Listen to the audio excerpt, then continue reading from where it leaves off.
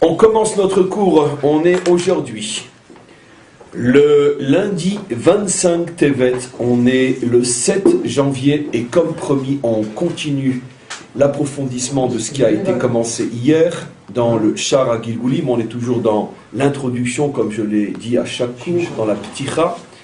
Et on avait donc commencé à expliquer hier une notion que j'ai promis de revoir. On avait donc montré que finalement que l'être adamique, que l'homme adamique est une superposition de 15 dimensions, les unes sur les autres, ou plutôt les unes à l'intérieur de l'autre, et que la plus intérieure de toutes est le niveau le plus profond de l'âme qu'on appelle la Yechida, et que la plus extérieure de toutes est le dernier niveau du corps qu'on appelle la peau, qu'on appelle le or en hébreu. Malgré tout, je résume les 15 dimensions qui sont les unes à l'intérieur des autres. On a encore une fois la partie la plus intérieure qui est la Yechida. La Yechida se trouve dans la Chaya se trouve dans la Neshama se trouve dans le Ruach, et le Ruach se trouve dans le Nefesh.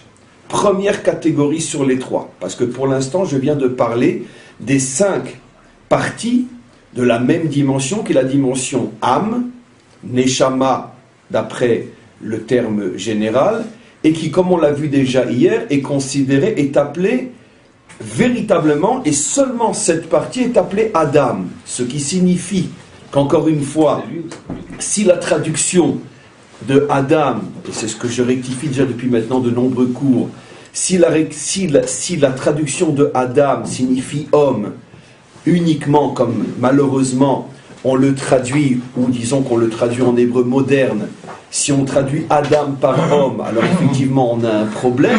On a expliqué que ces 5 dimensions de l'âme ne sont pas présentes chez tous ceux qu'on appelle des hommes. C'est pour cette raison qu'on a expliqué que ici on parle de Adam, de la dimension adamique, c'est-à-dire d'une catégorie humaine qui possède cette âme qu'on a définie hier comme étant une partie du divin. C'est-à-dire que seul dans l'homme adamique se trouve cette partie du divin. Chez les hommes non adamiques se trouvent aussi des forces merveilleuses, extraordinaires, qui leur permettent d'accéder à de hauts niveaux moraux et spirituels eux aussi, mais pas au point de pouvoir être le réceptacle de cette partie du divin, avec toutes les différences que l'on peut comprendre entre ces deux manières de définir l'homme, adamique ou non adamique. En tous les cas, on avait donc expliqué hier que seulement au niveau de cette première catégorie en 5 parties se trouve l'identité adamique, et après on continue. Cet ensemble de 5 niveaux se trouve à son tour dans 5 autres niveaux. Chacun des autres niveaux supplémentaires va habiller l'un des 5 premiers niveaux, c'est-à-dire qu'en vérité, ce n'est pas, et c'est pour ça que j'ai recommencé à vous l'expliquer aujourd'hui, parce que je me suis rendu compte que dans l'explication d'hier, il pouvait y avoir une erreur au niveau de l'image qu'on a présente devant les yeux. Ce n'est pas les 5 premières qui vont maintenant se mettre dans 5 autres, les unes à l'intérieur de l'autre, mais c'est en vérité les 5 dont je parle maintenant, qui sont les 5 du Tselem, qui vont rentrer à l'intérieur des 5 premières et qui vont s'interposer entre chaque niveau d'âme. C'est-à-dire que quand j'ai commencé mon cours, dans mon résumé, j'ai expliqué la Yechida se met dans la Chaya se met dans la Neshama se met dans le Ruach se met dans le Nefesh. Mais en vérité, c'est faux. C'est plus complexe que ça. Maintenant que je fais intervenir la deuxième dimension, alors il va falloir expliquer que la Chaya se met dans le Tselem de la Chaya, et ensemble, ils se mettent dans la Chaya et son Tselem, dans la Neshama et son Tselem, dans le Ruach et son Tselem, dans le Nefesh et son Tselem. C'est-à-dire que chacun des 5 niveaux d'âme, comme on l'a vu hier, est nécessairement placé lui-même dans un Tselem qu'on n'a pas encore véritablement défini hier, qu'on va seulement commencer à expliquer aujourd'hui, qui est cette enveloppe intermédiaire entre l'âme, ou plutôt la partie d'âme, et le corps. Donc en vérité, ces 5 parties d'âme sont elles-mêmes à l'intérieur de 5 parties de Tselem, chaque partie de Tselem par rapport à la partie d'âme dont la partie de Tselem et le réceptacle, et tout le monde comprend bien évidemment que de la même manière que les 5 parties d'âme font allusion à 5 niveaux d'âme de plus en plus élevés sur le plan spirituel, de même les 5 Tselem font allusion à 5 réceptacles de plus en plus élevés. Enfin, on arrive à la dernière, 3e dimension de l'être adamique, qui est son corps. Le corps lui-même a 5 niveaux, la moelle épinière, l'os, qui se trouve après dans l'ensemble des canaux du corps, qui se trouve dans la chair, qui se trouve dans la peau.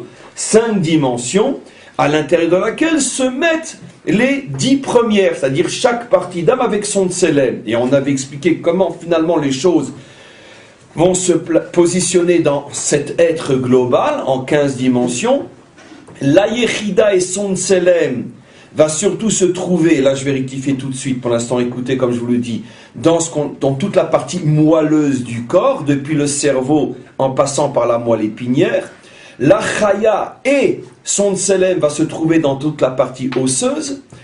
La Neshama et son tselem vont se trouver, dans toute la partie des canaux, artères, veines, etc.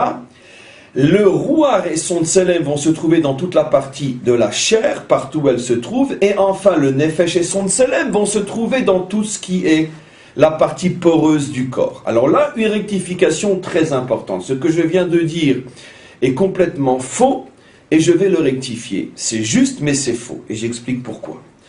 En vérité, situer l'âme quelque part, comme l'explique entre autres le Tanya et d'autres auteurs, d'autres maîtres, situer l'âme quelque part est une aberration totale dans la mesure où l'âme ne peut pas être située géographiquement dans le corps, dans la mesure où l'âme est une réalité qui n'appartient pas aux dimensions physiques telles que nous le comprenons. C'est-à-dire qu'au niveau de l'âme, la notion de haut, bas, droite, gauche sont des notions qui n'existent pas parce que ce sont des catégories qui n'existent que dans le dernier des mondes, comme on va revoir dans les cours qui suivent et encore aujourd'hui, qui est notre monde. Notre monde n'étant que le dernier de toutes les réalités créées. Ce n'est que dans notre monde qu'apparaît entre autres ce qu'on appelle l'espace-temps.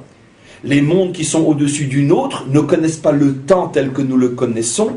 Par exemple, eux connaissent un autre temps qui est le temps sphirotique. C'est-à-dire que selon la sphira qui agit, alors il y a un autre type, on pourrait dire, de réalité, un autre type d'événements qui se produisent dans le monde en question. Bien sûr, ça nous est extrêmement difficile à nous de comprendre ces choses-là. On ne peut que les dire avec sa bouche et les entendre avec ses oreilles. Les comprendre, ça nous est pratiquement impossible, car comment pouvons-nous comprendre un système dans lequel nous n'avons jamais été ? Nous n'avons jamais vécu, ou je préfère dire, dans un système qui se trouve dans des mondes dont nous ne nous souvenons absolument plus, car nous avons été dans ces systèmes, mais arrivés dans le nôtre, on nous les fait complètement oublier, ils sont inscrits dans le plus profond de notre Tat-Mouda en hébreu, de notre subconscient, et encore c'est plus profond encore que le subconscient, car dans les catégories des maîtres d'Israël, il existe beaucoup plus que l'inconscient et le subconscient, il existe d'autres catégories qui s'appellent du mot-kali Tat-Mouda, tout ce qui est derrière le conscient. En tous les cas, dans notre monde, nous avons complètement oublié ces autres réalités, et donc nous ne pouvons absolument pas comprendre comment peut-on vivre en dehors de l'espace-temps, parce que pour nous, toute chose existante est forcément situable dans un endroit et à un moment.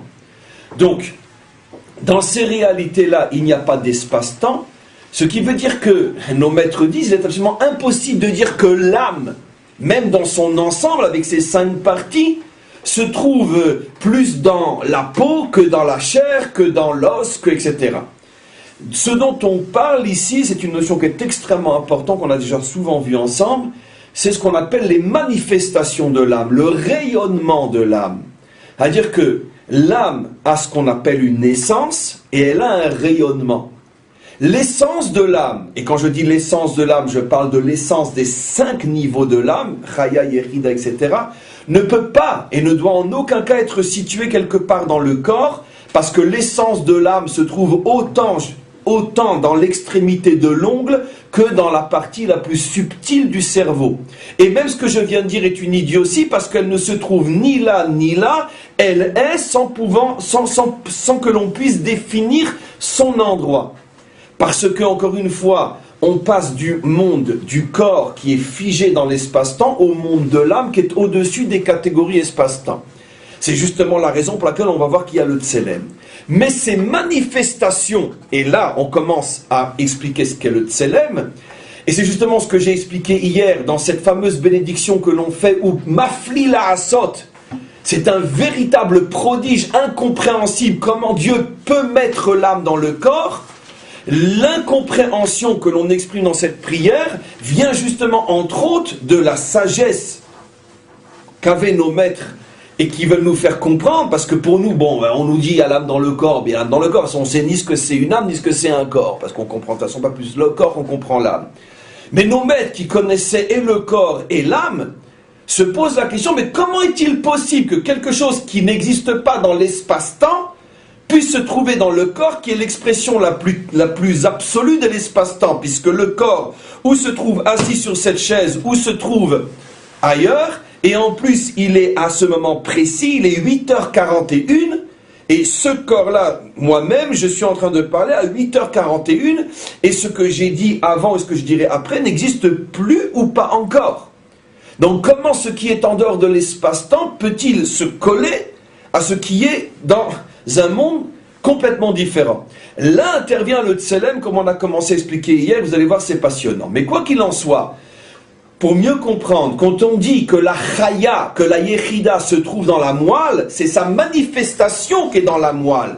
Mais la Yechida n'est pas plus quelque part qu'est le Nefesh. De même, quand on dit que le Nefesh se trouve dans la peau, c'est la manifestation du Nefesh dans ce monde. Mais le Nefesh lui-même n'est pas plus à cet endroit qu'à un autre endroit. Alors, où se trouve l'âme dans son essence, puisqu'on ne peut pas l'enfermer dans le corps?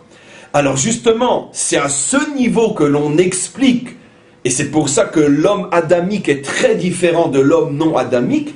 L'homme adamique, justement, est connecté à cette partie du divin, et comme c'est une partie du divin, automatiquement, elle est comme le divin, elle n'est pas figée dans l'espace-temps, et c'est ce qui rend le personnage adamique complètement, on pourrait dire, mystérieux et particulier, parce qu'il vit habité d'une dimension qui n'appartient pas à son monde.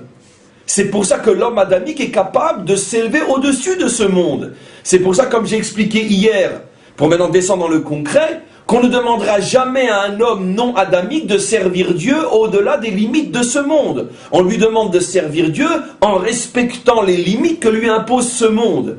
Mais l'homme non adamique, s'il se contente uniquement de servir Dieu en fonction des contraintes de ce monde, automatiquement, il bafoue, il profane, d'une certaine manière, chiloul, il profane la dimension qui est en lui.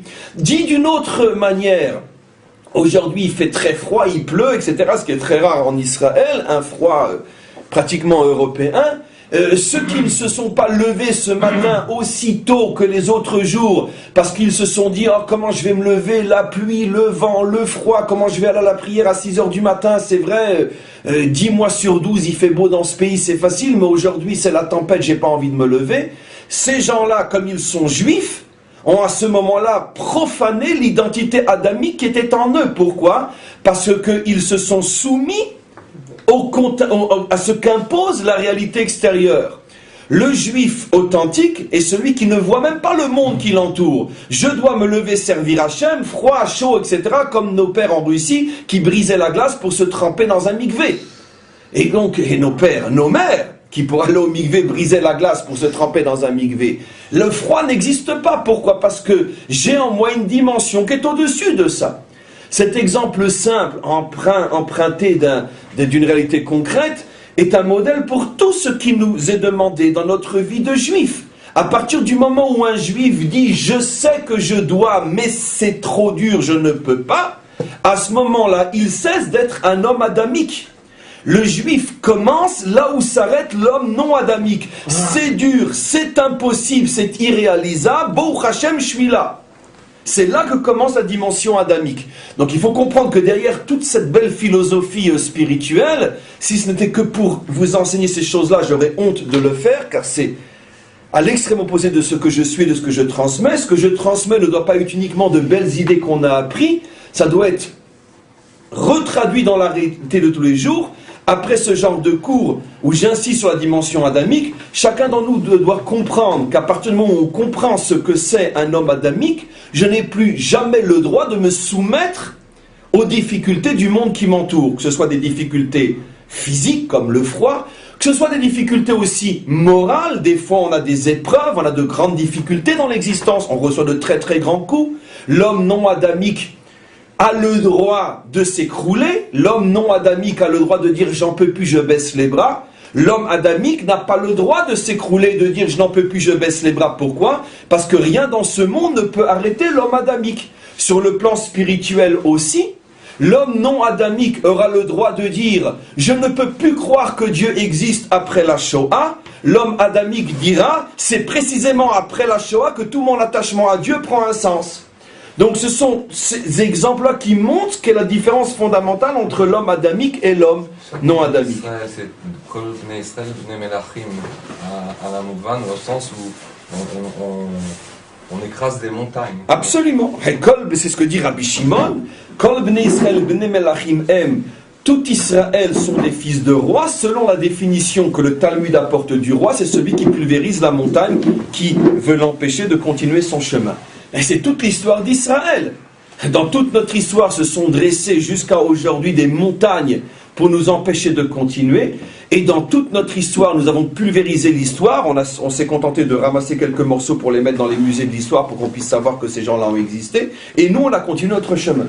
Alors, qu'est-ce qui devient avec les guérins? Quand il devient juif, il perd son âme adamique. Qu'il n'avait pas. Peut-être. Non, j'ai expliqué hier, non. Okay. D'abord, non, okay. Et il reçoit une autre qui âme. respectait uniquement peut-être les lois noires. Alors, d'abord, il faut savoir que, comme j'en profite, grâce à votre remarque, à redire ce que j'ai dit, parce que depuis qu'on a commencé ce cours, Baruch Hashem, on est inondé de questions, et pas seulement de vous, je parle d'un peu partout, et je réponds une fois de plus que c'est une étude qu'on a commencée qui va nous accompagner pendant de très très très longs mois, et toutes ces questions vont être traitées. Le zivoug, l'âme sœur, la conversion, le gilgoulim, les réincarnations, tout ça va être traité, c'est pour ça qu'on a commencé ça. Pour l'instant, on n'est que dans l'introduction de l'introduction. Mais maintenant, il y aura tout un chapitre sur les guérim, d'où viennent-ils, qui sont-ils, qu'est-ce que c'est l'âme d'un converti, etc. Mais très globalement, à notre niveau, on a déjà répondu des milliers de fois qu'un vrai converti est une âme juive, mais qui était dans un état, on pourrait dire comateux, à la différence d'un juif non religieux et qui revient à son judaïsme, qui lui était dans une situation qu'on appelle une âme endormie. Il y a le juif qui est conscient de son identité, qui est un juif éveillé, le juif qui est loin de son identité mais né de mère juive, qui est dans un état de sommeil, ce à quoi on fait allusion dans le psaume Azaïnu Kecholmim, on se réveillera comme d'un rêve. Ça fait allusion à tous les juifs de naissance qui reviendront à la Torah, comme quand on se réveille d'un rêve. Et les convertis sont des âmes dans un état comateux, c'est-à-dire qui ont perdu complètement la conscience. Même si tu tapes devant eux, ils ne se réveillent pas. Il faut véritablement un phénomène, on pourrait dire, miraculeux pour pouvoir les réveiller. Tandis que l'homme qui dort, un petit coup de main peut le réveiller. C'est-à-dire que c'est beaucoup plus facile pour un juif de naissance de revenir que pour une âme dans un état comateux. Maintenant, qu'est-ce qui fait que certaines âmes sont tombées dans un état comateux, d'autres dans un état de sommeil et d'autres sont conscients de leur identité dès leur naissance, comme dans les familles pratiquantes, etc., avec toutes les nuances qu'il faut apporter. Et ça, c'est dans les secrets des pérégrinations de l'âme. Et ça, c'est entre autres un sujet que l'on va traiter par la suite. Mais quoi qu'il en soit, le vrai converti n'appartient pas, Mimoun, à la catégorie Ben Noar, parce que le Ben Noar ne peut pas devenir juif. Comme j'ai déjà expliqué, un non-juif ne peut pas se convertir, c'est absolument impossible. Comme un juif ne peut pas non plus se convertir. Lustiger était aussi juif que vous et moi. Simplement qu'il était dans un état, peu importe, comateux ou de sommeil, peu importe. Mais on ne peut pas se convertir à une autre religion, parce qu'on ne peut pas changer l'essence. Moi je parlais pas des juifs, je parlais des gens qui n'étaient pas juifs. Non, justement, c'est ce que j'explique, de la même manière. Pas ceux qui étaient endormis ni comateux, ceux qui ne sont pas juifs depuis le départ. Et qui ont des non, mais lui pose la question sur les convertis. Non, mais moi je parle, il y a quand même des gens alors, oui, des nations. Ça, c'était ce qu'on a expliqué dans le cours d'hier. Alors, dans les gens qui ne sont pas... Alors je continue malgré tout pour aller dans ton sens. Un non-juif ne peut pas se convertir, c'est absolument impossible. Si un non-juif se convertit, c'est la preuve que c'était une âme juive comateuse et qui, Baruch Hashem, a eu le miracle d'une certaine manière de sa résurrection. Maintenant, un non-juif véritable, il est soit homme non adamique, et dans ce cas-là, il ne sera pas Ben Noar, soit il est homme adamique et il est Ben Noar. Voilà. Ce qui veut dire que les Bnei Noar, qui sont peut-être d'ailleurs la majorité des non-juifs sur le plan potentiel, car un Ben Noar peut être aussi comme un juif de naissance, il peut ne pas se conduire comme un Ben Noar parce que son âme de Ben Noar est dans un état de sommeil, comme un juif de naissance qui n'est pas pratiquant parce que son âme est dans un état de sommeil. Mais disons que je pense et j'affirme que la majorité des non-juifs sont des Bnei Noar au moins potentiels. Ça veut dire qu'ils ont aussi l'identité adamique. J'ai expliqué hier que la différence entre l'identité adamique non-juive et juive se situe au niveau de est-ce qu'ils peuvent se former en tant que nation ou non. C'est là la différence fondamentale. Et il y a aussi dans ce monde une quantité très nombreuse, malgré tout, d'hommes et de femmes non adamiques. Non adamiques, ça veut dire qu'ils font partie à part entière du projet et on verra par la suite donc quelle est leur part dans le projet et finalement et surtout quel est leur avenir, quel est leur devenir puisqu'ils sont non adamiques et ça on verra aussi. Donc on continue maintenant. On a donc expliqué qu'on parle de manifestation de l'âme, que le nefesh, qui est la dernière partie de l'âme, se manifeste au niveau de la peau, ce qui veut dire très concrètement, maintenant je rentre plus dans les détails, ça veut dire que toute la sensibilité, et dans le bien comme dans le mal, puisqu'on dit il est sensible, une sensibilité à fleur de peau, l'expression dit bien ce qu'elle veut dire, toute la sensibilité de l'homme se situe au niveau donc du nefesh, c'est-à-dire que le nefesh est ce qui permet, c'est ce qui permet donc tout le monde de la sensibilité. Par contre, le rouar, lui, comme on a vu, se manifeste au niveau de la chair. Au niveau de la chair, là, c'est le monde plus des émotions. Les émotions sont très différentes de la sensibilité. La sensibilité, c'est véritablement le tactile, ça veut dire ce que l'on touche, que l'on ressent, au moment d'une caresse ou au moment d'un coup. Donc ça, c'est déjà une manifestation du nefesh, alors qu'une manifestation du rouar, c'est déjà plus le monde des émotions, et ça, c'est lié à la chair. Pourquoi c'est lié à la chair, le monde des émotions? C'est lié à la chair, pourquoi? Parce que, d'ailleurs, comme on le dit d'ailleurs même en français, c'est intéressant comment, je pense peut-être dans d'autres langues, comment le français, dans ce cas précis, traduit très très justement ces notions-là. On dit c'est ma chair. Pourquoi tu dis de quelqu'un que tu as une émotion très forte par rapport à lui, tu dis c'est ma chair. Tu dis pas c'est mon os ou c'est ma peau. Mais tu dis c'est ma chair. D'accord? Et donc, quand tu dis c'est ma chair, tu fais allusion à quoi en vérité? C'est intéressant de se poser la question, pourquoi en français, quand on veut traduire un lien émotif très très fort, on dit c'est ma chair. C'est une partie de ma chair. Bon, c'est vrai que ça provient au départ du verset, lorsque Adam a dit sur Chava, elle est l'os de mon os et la chair de ma chair. Traduction littérale, avec tout ce que cela peut dire, ça va être une partie du cours d'aujourd'hui. Mais en tous les cas, qu'est-ce que peut signifier quand on veut traduire une émotion forte, quand on veut dire de quelqu'un qu'on l'aime, mais pas qu'on l'aime, ça m'en dit, mais c'est ma chair. Qu'est-ce que tu me demandes pourquoi je fais tant pour lui, mais c'est ma chair. C'est ce qu'on dit en français. Pourquoi pour traduire, pour justifier une émotion forte, qui est de loin plus forte qu'une simple sensibilité, pourquoi j'utilise l'expression mais c'est ma chair? Quel est le rapport entre la viande, finalement, entre la chair, le bassar de l'homme, et l'émotion forte? Pourquoi? Quel est le lien entre les deux? Est-ce que vous avez une idée? Pourquoi? Pourquoi ça se situe à ce niveau-là?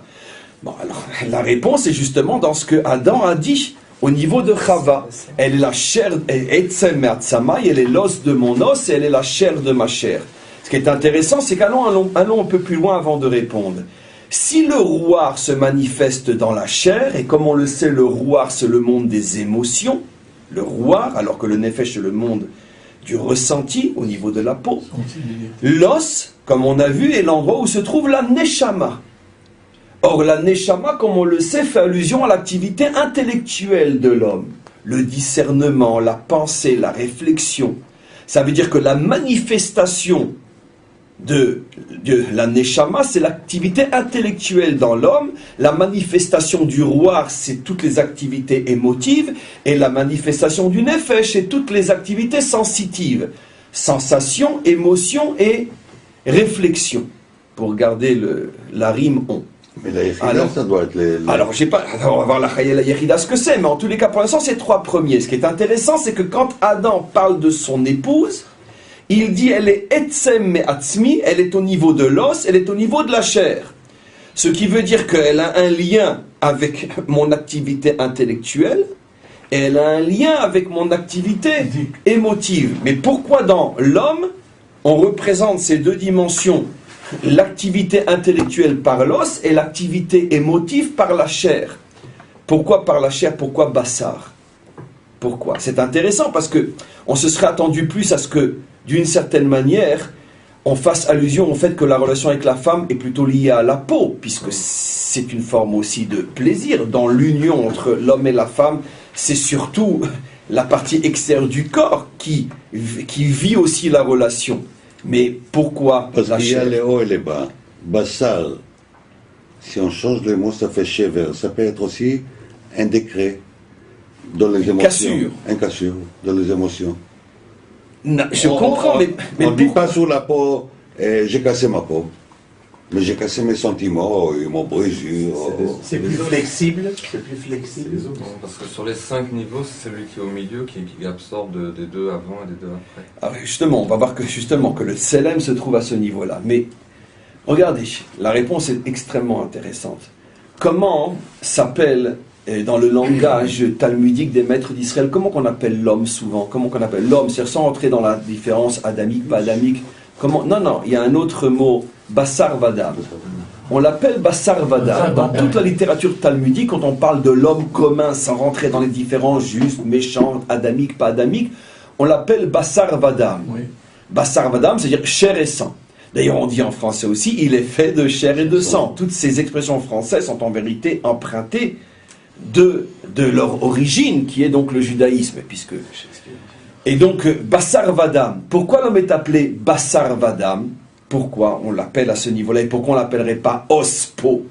Pourquoi Bassar Vadam? Parce qu'en vérité, la chair fait allusion à une dimension intérieure par rapport à la peau, mais c'est une dimension qui, malgré tout, est encore une dimension, on pourrait dire, physique, charnelle, mais une dimension intérieure. Rappelez-vous, il y a fort longtemps, on avait vu un cours, c'était dans le fameux Tzemar Tzedek, où on avait expliqué la différence entre Gashmiyut et Chomriyut.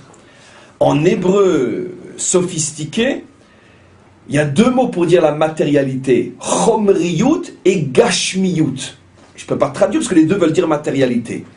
Mais en hébreu sophistiqué, la Chomriyut fait allusion à la matérialité la plus extérieure, tandis que la Gashmiyut fait allusion à une matérialité plus intérieure. C'est la différence entre la sensation et l'émotion. Quand tu dis à une femme « je t'aime », est-ce que c'est « je t'aime avec ma peau » ou « je t'aime avec ma chair » ? Alors on va le dire très simplement par des exemples dans la vie de tous les jours. Si je vais avec une prostituée, d'accord, je l'aime par ma peau. Si je vais avec une copine, une maîtresse, une femme avec laquelle je ne suis pas marié sérieusement, je l'aime avec ma peau. Avec une épouse, on ne peut commencer à l'aimer qu'avec sa chair. Il est interdit de lui dire « je t'aime avec ma peau ». Ça veut dire il y a oui une relation aussi physique, de plaisir, mais c'est le plaisir de la chair et non le plaisir de la peau. C'est-à-dire que s'il n'y a pas un minimum de recherche d'intériorité, ce n'est pas une relation entre un homme et une femme mariée. En français, on dit je l'ai dans la peau. Comment? On dit je l'ai dans la peau, je l'intériorise à fond. Enfin, de certaines personnes. En hébreu, elle est la chair de ma chair. Et c'est pour ça que Adam a choisi avec une grande sagesse l'utilisation du mot. Quand il a dit elle est ma chair, bien évidemment qu'il faisait allusion à la relation sexuelle, mais il s'est gardé de lui dire ce qui aurait été plus normal, tu es la peau de ma peau. Si ça, la Torah l'avait dit, ben on l'aurait dit. Il aurait très bien pu dire Or Meori. Pourquoi a-t-il dit le Bassa Mifsari? Pour bien nous faire comprendre que dans la relation avec l'épouse, il est absolument interdit de l'amener ou de la faire descendre au seul niveau du plaisir physique dans ce qu'il a de plus extérieur, qui est uniquement le plaisir de la peau. C'est l'une des raisons aussi pour lesquelles il nous est interdit d'avoir une relation même propre, je ne parle pas de prostitution, même propre avec une femme en dehors du cadre du mariage, parce que toute relation avec une femme en dehors du cadre du mariage ne peut en aucun cas être une relation de chair, ça ne peut être qu'une relation de peau, et ça ne peut pas être une relation de chair. La relation de chair ne commence qu'à partir du moment où il y a un minimum d'intériorité. Ce qui veut dire que d'après les deux termes qu'on a utilisés, Chomer et Geshem, quand tu es avec une femme, dans les deux cas, tu as une relation physique, mais si ce n'est pas une épouse mariée dans le bon sens du terme, tu auras une relation chomrite, et si c'est une épouse mariée, tu auras une relation gashmite. Est-ce que ça serait une relation de peau ou une relation de chair? C'est pour ça que les chrétiens, ils répétaient sans arrêt leur dicton, la chair est faible, parce qu'ils n'arrivaient pas à se situer à ce niveau. Oui, mais c'est intéressant, dans ce cas-là, en français, l'expression « les plaisirs de la chair ». C'est comme si finalement il y avait l'aveu d'une impossibilité. Les plaisirs, comme je suis au niveau de la peau, je n'arrive pas au niveau, ce que vous voulez dire, je n'arrive pas au niveau de la chair. En vérité, le plaisir de la chair n'est pas du tout quelque chose de négatif. C'est le plaisir de la peau qui est négatif. Comment relier ça au fait qu'Adam Arishon, avant la faute, avait une peau transparente? Justement, magnifique, bravo. Il fallait que ça soit dit. C'est le sens profond de cette parabole qui nous dit que sa peau était brillante, c'est-à-dire elle ne voilait pas la chair. Ça veut dire, bien sûr, c'est une fable, mais la peau ne voilait pas la chair. Aujourd'hui, la peau voile la chair. C'est-à-dire, quand tu es avec une femme et que tu lui dis « je t'aime », tu ne sais jamais si c'est la peau qui parle ou si c'est la chair qui parle, parce que la peau voile la chair, parce que la relation est la même. Donc comment tu vas savoir si tu l'aimes avec la chair, et vice-versa bien sûr, quand elle te dit « je t'aime », ou si tu l'aimes avec la peau. Adam, disent nos maîtres, mais regardez là, le génie des maîtres d'Israël, avait une peau transparente, ça veut dire que quand ils s'unissaient, ils étaient nus, ils n'avaient pas honte, tout le monde sait, comme dirait cette allusion à l'union entre eux, ils n'avaient pas honte. Pourquoi? Parce qu'il n'y avait pas de mensonge. Quand il lui disait « je t'aime », c'était un « je t'aime » véritable, c'est pas « je m'aime et tu me sers à me faire plaisir ». Il lui disait « je t'aime », donc il n'avait pas honte, il n'avait pas à rougir puisqu'il ne mentait pas. Et donc c'est ce que disent nos maîtres, que la peau est évidemment transparente. Et qu'est-ce que dit le grand Rabbi Meir? Après la faute, la peau a cessé d'être transparente et s'est transformée en peau, celle que l'on connaît aujourd'hui. Mais c'est absolument fabuleux. C'est-à-dire que Rabbi Meir nous explique que toute la conséquence de la faute, c'est la transformation de la peau. Ça veut dire quoi cette parabole et ce code? Car évidemment c'est un code et une parabole. Ça veut dire que avant la faute, l'homme ne pouvait en aucun cas, même dans sa vie matérielle, s'éloigner jusque dans la dimension la plus extérieure qui n'est qu'une sensation. Il lui était impossible de vivre la dimension matérielle sans émotion, ce qui est beaucoup plus fort que de la sensation, parce que de la sensation c'est aussi éphémère que la main qui passe sur la peau. Mais une émotion reste, et c'est vrai, une sensation s'oublie, une émotion ne s'oublie pas. C'est la raison pour laquelle ceux qui n'ont cette relation qu'au niveau de la sensation sont toujours en manque de relation. Et plus ils en prennent et plus ils en veulent. Ceux qui vivent cette relation au niveau de l'émotion sont des hommes et des femmes extrêmement équilibrés. Pourquoi? Parce que l'émotion reste, elle continue à accompagner pendant longtemps, et tout le temps que l'émotion reste, on ne ressent pas le besoin uniquement physique d'être à nouveau ensemble. Et donc justement, on comprend que toutes ces notions-là sont extrêmement profondes et au niveau psychologique de l'analyse et de la compréhension de l'homme, on comprend pourquoi un couple sain dans les deux sens du terme, qui vit sa relation au niveau de l'émotion et non de la sensation, est à un niveau extrêmement élevé. Maintenant donc, on comprend ce que représente encore une fois la chair. La chair représente la relation matérielle profonde. Pourquoi a-t-il appelé aussi la femme « tu es mon os » D'ailleurs en français je suis tombé sur un os. C'est l'application, on pourrait dire idiote, de ce qui est dit dans cette phrase-là. Surtout quand on sait que la dimension intellectuelle est la manifestation de la neshama qui se manifeste dans l'os. Donc quel est le lien entre neshama, intelligence et l'os? Alors là aussi l'explication est absolument extraordinaire. Regardons comment le corps humain est structuré. Finalement ce qui permet au corps de tenir, c'est l'os.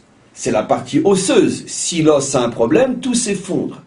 En ce sens-là, l'application est absolument évidente. L'intelligence au niveau de la structure morale et spirituelle de l'homme joue le rôle de l'os. Ça veut dire que si l'intelligence est atteinte, toute la dimension morale et spirituelle de l'homme s'écroule. Mais regardez le secret incroyable que nous livre la Torah. Dis-moi comment tu es avec ta femme et je te dirai quelle est ton intelligence. Je te dirai si ton intelligence te porte comme les os ou si tu es complètement écroulé. Dis d'une autre manière, qu'est-ce que a dit Adam? Pour que je puisse avoir l'os, dans les deux sens du terme, alors que pour que je puisse avoir une intelligence qui soutient toute ma vie, je dois faire en sorte que ma femme soit ma chair et pas ma peau. C'est-à-dire que de la relation entre un homme et une femme découle toute l'activité intellectuelle d'un homme, dans le vrai sens du terme. Si un homme est un homme sage, il est absolument évident que sa relation à la femme est une relation de chair et non de peau. Si un homme a une relation avec la femme de peau, tu peux être sûr que ça sera le plus grand des idiots. Et ça n'a rien à voir avec ses doctorats et ces choses comme ça. Puisque je parle bien sûr de l'intelligence morale et spirituelle, celle qui permet à un homme de se tenir sur terre. Parce que si on a un doctorat de chimie ou de biologie ou je ne sais quoi, et que dans la vie on vit comme un raté, et qu'on a raté sa vie, donc de toute façon tout s'est écroulé. L'essentiel s'est écroulé.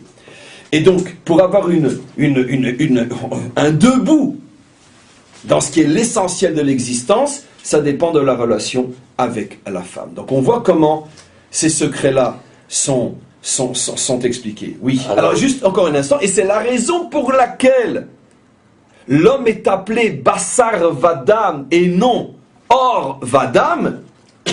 On aurait très bien pu l'appeler Or Vadam, c'est-à-dire donc peau et sang. Il est appelé chair et sang, et ça c'est une appellation positive. Pour nous dire que finalement, dans le langage du Talmud, seulement l'humain qui est au moins au niveau de la chair, c'est-à-dire dans toute relation avec la matérialité, il cherche un minimum de profondeur, seulement lui mérite de s'appeler homme dans le sens le plus large du terme. Mais ceux qui ne vivent qu'au niveau de leur peau, eux ne méritent même pas le niveau d'homme. D'accord? D'ailleurs, qu'est-ce qu'il y a de plus insupportable que ceux qui disent du matin au soir, et ça va tellement bien ensemble, je suis mal dans ma peau. Les idiots sont tout le temps mal dans leur peau. C'est intéressant. Ils ne se rendent même pas compte que la manière de le dire définit justement la source de tous ces problèmes. Comme tu ne vis qu'au niveau de la peau, forcément tu es mal dans ta peau. Pourquoi? Parce que tu ne pourras pas atteindre le bonheur au niveau de la peau. Et pourquoi? Parce que la peau ne donne que des sensations ponctuelles qui s'oublient plus vite encore qu'elles sont venues. Et une fois la sensation passée, automatiquement tu te sens mal dans ta peau. C'est pour ça que tous ceux qui sont des champions de la vie peau, d'une certaine manière, vivent le désespoir, la drogue, l'enfer, etc. Puisqu'ils sont constamment à la recherche de sensations. Donc vous voyez comment toutes ces notions-là nous permettent de comprendre d'une manière extraordinaire toutes les structures de l'homme. Et on n'a pas commencé le cours aujourd'hui encore sur le Tselem, j'ai dit qu'il serait long le cours d'aujourd'hui. Oui. Alors, d'un côté, c'est marqué dans la Bible, c'est Ish ve'isha bara oto, d'un côté, au singulier, ve'ish ve'isha asa otam. Oui, bara otam. Bara otam, au pluriel. Nachon. Alors, bara oto, c'est-à-dire qu'ils ont la même âme. Oui. Adam et... Au départ, c'était la même âme, ça aussi on le verra quand on va commencer toute la partie sur le couple, le secret des âmes dans le couple. On verra à quel point c'est passionnant. Ça sera les deux versets les plus importants qui vont constamment être ramenés. Pourquoi il y a un verset qui parle au singulier ou un verset qui parle au pluriel? Il l'a créé ou il les a créés. À un niveau très simple, ça fait allusion aux deux moments de l'apparition du couple. D'abord, le couple est un, parce qu'au départ, c'est une même âme, une partie dimension masculine, autre féminine, et après, cette âme est coupée. Une moitié est jetée dans le corps physique masculin, l'autre dans le corps physique féminin, et quand ils se retrouvent, Mais finalement... avec la Yechida Chayatou, Oui, c'est divisé en... parce qu'on l'a vu que chacun des 5 niveaux de l'âme a sa partie masculine et féminine. On l'a lu dans le 2e cours, je crois. Donc tout ce qui est de toute façon, tout ce qu'on dit, toutes les notions qu'on expliquera dans cette étude, même si on ne le répète pas à chaque fois, sont vraies du côté masculin et sont vraies du côté féminin. Tout ce qui existe dans le féminin, comme dans l'exemple que j'ai pris, parce que bon, on est des hommes, alors on parle du côté homme. Je la prends pour ma peau, je la prends pour ma chair, mais c'est vice-versa aussi. Bien que, on ne répétera jamais assez que tous les problèmes sexuels n'existent que chez les hommes. Les femmes n'ont aucun problème sexuel. Les femmes sont beaucoup plus saines que l'homme dans ce domaine-là. Si elle est détraquée, c'est parce que l'homme l'a détraquée. Mais au départ, tous les problèmes sexuels ne sont que chez l'homme. La femme n'a aucun problème sexuel. Elle sait tout de suite où se trouve l'équilibre dans ce domaine-là, et tout ce qu'en vérité on voit aujourd'hui, qui fait croire à l'homme que la femme est comme lui voudrait l'avoir, c'est uniquement d'une certaine manière, soit parce que la femme a été détraquée par l'homme, soit parce que la femme est extrêmement maligne, et elle sait exactement ce qu'est un homme, et elle sait quoi lui montrer pour le soumettre d'une certaine manière. Ce que je dis, la deuxième explication est écrite dans le Talmud, que les femmes n'ayant pas la force physique pour soumettre les hommes, alors elles utilisent l'autre force qu'elles ont pour soumettre les hommes. Et donc d'une certaine manière, la femme, consciemment ou non, se montre comme elle se montre aujourd'hui à l'homme pour justement le mettre à genoux et pour pouvoir le dominer. Quel est le rôle de l'os C'est pas les hasards que les mots or... On peut continuer le cours? Oui, c'est pas les hasards que les mots or... Oui. Signifie aussi roi, de côté, et si on écrit avec un chérik sur la haine, ça fait hiver, un aveugle. Non, ça c'est marqué aussi. Une dernière question, et on continue. On commence le cours que je n'ai pas commencé encore. Est-ce qu'un couple peut revenir sur Terre? Revenir. Barreau, mais ça j'ai expliqué, il va y avoir plus de 20 pages sur le couple dans cette série de cours. Oui, absolument. Un couple revient de nombreuses fois sur Terre, à chaque fois dans un corps apparemment différent, mais c'est toujours le même couple. Absolument. N'oublions pas qu'on n'est encore que dans l'introduction, on n'a même pas encore commencé véritablement ce cours-là. On continue. Alors maintenant, je vous avais promis qu'aujourd'hui, il nous reste à peu près 3/4 d'heure, un peu moins. Vous avez promis qu'aujourd'hui, on commencerait à parler du Tselem. Et qu'est-ce que c'est le Tselem? Cette fameuse dimension intermédiaire entre l'âme et le corps, qui permet finalement à l'âme de s'emboîter dans le corps. Cette connexion entre le sang, entre ce qui est hors de l'espace-temps, l'âme, et ce qui est l'espace-temps par excellence, le corps. Comment les deux peuvent se connecter? Par le biais du Tselem. Alors regardez ce qu'il va dire, c'est absolument incroyable. Ve'at Tselem azé, ce fameux Tselem, d'abord on va lire les 3 lignes, et on se tient bien. Hu yetzeratov yetzerara. Il n'y a que le Ari Akadosh qui va nous révéler ce dont tout le monde parle, mais que personne n'explique. Ce sont les fameux 2 Yetzarim, les fameuses deux pulsions. Yetzer Atov, la pulsion vers le bien, Yetzer Hara, la pulsion vers le mal. Tous les livres de Moussar, tous les livres de morale juive, tout le Talmud d'ailleurs, tout le Midrash, toute la littérature thoraïque parle constamment pour expliquer le dilemme dans lequel se trouve l'homme, pour expliquer le libre arbitre, dit que l'homme est déchiré entre 2 forces, l'une qui s'appelle Yetzer Tov et l'autre s'appelle Yetzer Ra. Pulsion bien, pulsion négative. L'origine est dans la Bible elle-même, dans la Torah elle-même, avant même la Bible, dans la Torah de Moshe, qui Yetzer Lev Ha'adam Ra Mene'urav. La Torah dit au sujet de la génération du déluge que le Yetzer de l'homme est mauvais depuis son adolescence, pas depuis sa naissance, mais depuis son adolescence. Alors, c'est l'obria. Alors, regarde. Donc, la Torah nous révèle qu'il y a dans l'homme un Yetzer Ra, et donc automatiquement aussi un Yetzer Tov, qui est Mene'urav depuis son adolescence. Non, il semblerait effectivement que le Yetzer Hara, on va expliquer en profondeur, ne se trouve pas dans le fœtus, ne se trouve même pas vraiment encore à la naissance, il ne commence à apparaître qu'à l'âge de la puberté. N'oublions pas que la pire des choses qui puissent arriver à des parents, c'est un enfant qui arrive à l'âge de 13 ans. Pourquoi? Parce que c'est là que ça commence à barder. Pourquoi? La période qu'on appelle Naharut, qui est entre 13 et 17 ans, ces 4 ans-là, 5 ans parfois, sont la période la plus difficile, dangereuse, délicate de la vie d'un humain, puisque c'est là que tous les risques, la crise d'adolescence, tous les risques, voilà, et qui commence à la bar mitzvah, bien sûr. C'est la raison pour laquelle on fait, nous, la bar mitzvah, la majorité religieuse à cet âge-là, comme, entre autres, parmi des milliards d'autres explications, comme pour donner des forces spirituelles à cet enfant qui devient maintenant adolescent, en sachant ce qu'il attend dès le lendemain de la bar mitzvah. Changement de corps, pulsion qui se réveille, etc. Donc, en tous les cas... Les filles sont très... Comment? Les filles sont 1 an plus tôt. Les filles, c'est 1 an plus tôt parce que la fille évolue plus tôt. Donc, chez nous, c'est à l'âge de 12 ans, effectivement, et 1 jour, parce que la fille, en tout cas, dans ces âges-là, a 1 an d'avance. La puberté de la fille est bien avant celle de l'homme, du garçon, comme on le sait. Donc, en tous les cas, c'est le même phénomène. Et on voit donc que il y a Yetzer Tov, etc. Si on n'avait pas maintenant ce que je vais lire, qu'est-ce que tout le monde, tous les juifs qui n'étudient pas sérieusement, qu'est-ce qu'ils pensent dans la rue, même dans les yeshivot, qu'est-ce qu'ils pensent les juifs? Que le Yetzer Tov et le Yetzer Hara, sont 2 forces qui sont dans l'être humain, etc. Si tu demandes par exemple non, ça on verra après. Donc, lui dit qu'en vérité, le Yetzer Tov et le Yetzer Hara se trouvent au niveau du Tselem. C'est un chidouche absolument incroyable. Oui, c'est ce que je voulais dire maintenant, je voulais d'abord ajouter cette phrase-là. Si tu demandes à un juif qui n'étudie pas ces textes-là où se trouve le Yetzer Hara, par exemple, il te dira dans le corps. Où se trouve le Yetzer Tov? Dans l'âme. Or voilà, et ça c'est l'époustouflant du cours d'aujourd'hui, que le Ari Akadosh nous révèle que ni le Yetzer Tov se trouve dans l'âme, ni le Yetzer Hara se trouve dans le corps. Le Yetzer Tov et le Yetzer Hara se trouvent dans le même endroit, dans le Tselem, dans cette partie intermédiaire qui lie l'âme au corps. C'est qui veut dire que le Tselem n'est pas l'os. Dites c'est quoi?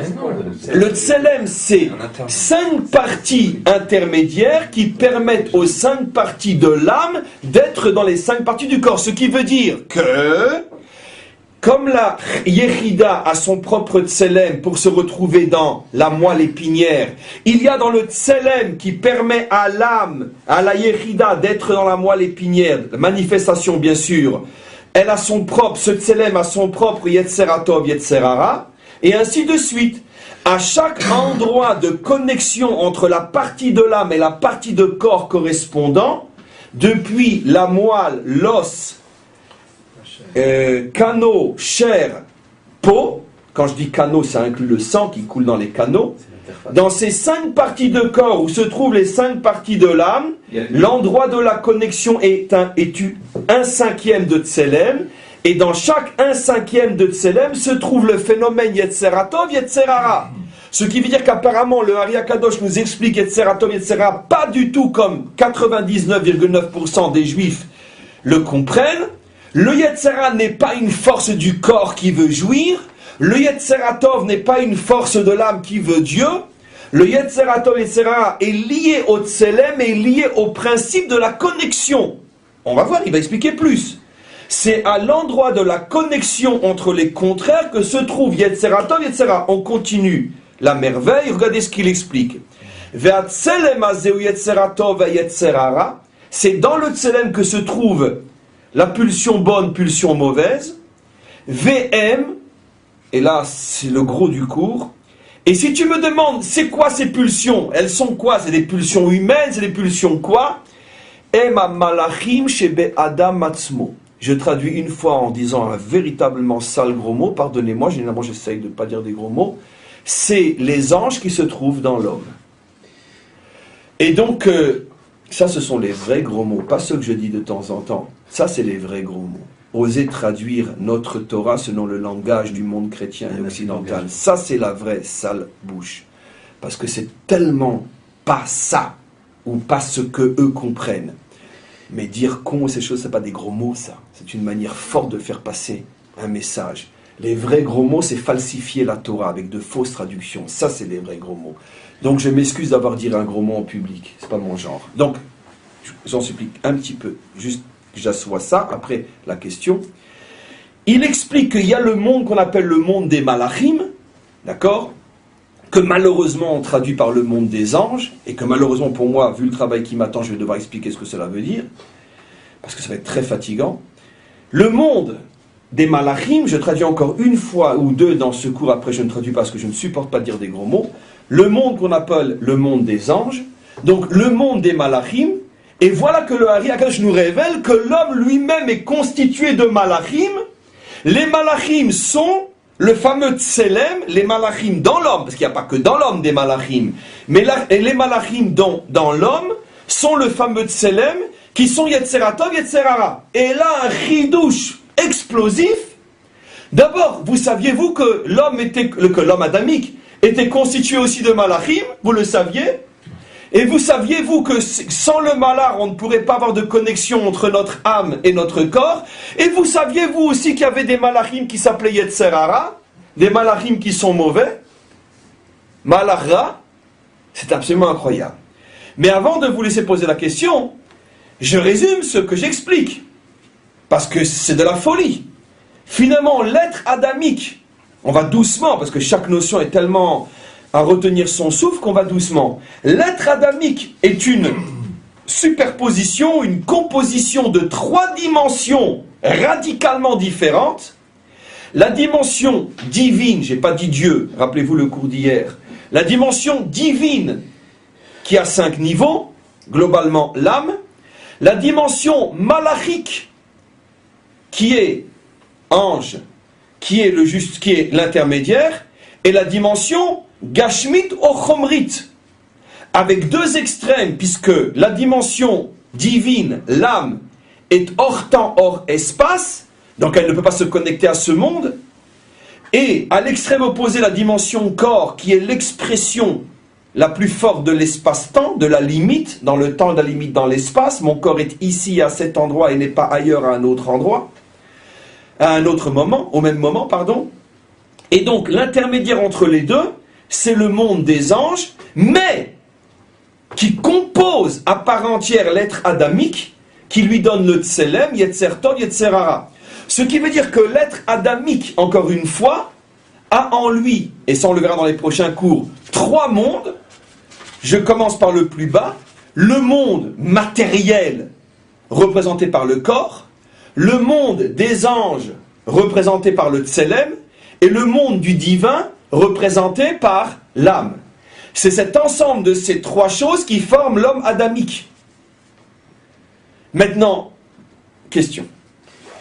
Il y a un début d'homophonie, mais je me trompe peut-être. Hein. Homophonie? Homophonie, ça sonne de la même façon. Non, j'avais compris, je veux dire, en public, j'avais pas compris. Non, je savais, bien sûr, homophonie. Je savais, bien sûr. Entre la partie de l'ossature d'Adam, qui était Tsela, et Tselem. Le don d'Adam à Chava pour cette Tsela, il y a le début de ces lettres. Oui, absolument. Nathan avait remarqué ça hier après le cours aussi, effectivement, que la femme s'appelle Tsela. Ouais. C'est les 2 premières lettres de Tselem, sauf que la dernière lettre, le même de Tselem, a été remplacé par le Aïn, et Nathan a dit il y a quelque chose... C'est le début de l'homophobie. Non, c'est extraordinaire, parce que la prononciation a voulu que ce qu'il a dit, qui était tellement fort, soit redit maintenant en cours. Et Nathan a remarqué hier, donc d'abord c'est intéressant que c'est les 2 premières lettres, 2 sur 3, c'est énorme, surtout que c'est les premières lettres d'un mot, on sait que les premières lettres d'un mot sont l'essentiel du mot, et en plus, si tu prends les 2 lettres qui changent, le même dans Tselem et le Aïn dans Tsela, la femme est appelée Tsela, le côté de l'homme, tu mets ces 2 lettres, ensemble tu as âme, peuple.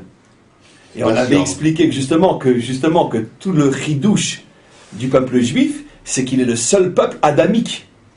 Ce qui veut dire que finalement le Tsela, qui est Chava, fait allusion à la dimension nationale adamique. Et ça, c'est marqué, je vais dire, c'est marqué explicitement dans le Zohar, que le code Chava fait allusion à la nation d'Israël. C'est pour ça que l'identité se transmet par la femme. Et c'est pour ça que l'identité se transmet par la femme. Et donc effectivement, maintenant, en vérité, dans le mot Tselem, comme dans le mot Tsela, la racine du mot c'est le mot Tsel, qui veut dire dans les deux cas être à côté. Pourquoi en hébreu l'ombre se dit tsel? Parce que c'est ce qui est constamment à côté de l'homme. L'ombre est à côté de l'homme. Il est dans son ombre. Et donc, tsel, pourquoi? Parce que, justement, cette partie donc qui est le tselem, et la partie qui est à côté, puisqu'elle est au milieu, elle est à la fois à côté du corps, et elle est à la fois à côté de l'âme, puisqu'elle est au milieu, donc elle permet le ribour des deux. Oui. Comment on peut, ça va peut-être expliquer après, mais le Tselem, il a aussi 5 parties. Oui. Alors, les anges, les énergies, je ne sais pas comment on peut dire, ils sont de l'ordre de 2 catégories. Il y a donc justement. 5 parties avec deux types d'énergie qui se... Alors justement, on va voir. Alors justement, laissez-moi terminer la phrase, parce que finalement, dans les 3 phrases qu'il dit tout.